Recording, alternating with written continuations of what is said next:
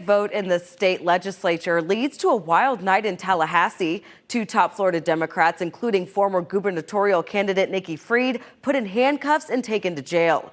They were protesting the decision by the state Senate to ban most abortions after 6 weeks of pregnancy. That bill is now just one vote away from heading to the governor for his signature. Ezzy Castro is following the overnight developments. And Ezzy, what do we know about these arrests? Well, we know Nikki Fried and Senate Minority Leader Lauren Book were arrested after they received warnings for trespassing, but then they were later released from jail. But that was just part of what was an intense day in Tallahassee.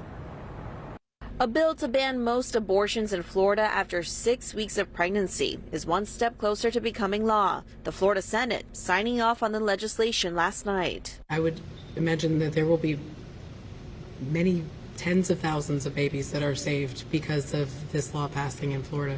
Unlike the current 15-week law, the new bill would have exceptions in cases of rape or incest, though Democrats and pro-choice groups say women should have a choice.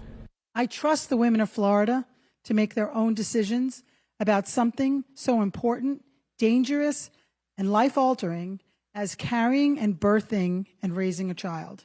The passing of the bill even led to the arrest of Florida Democratic Party Chair Nikki Fried and Senate Minority Leader Lauren Book after they refused to leave a protest in Tallahassee after sunset. Police say several other protesters were also arrested for trespassing.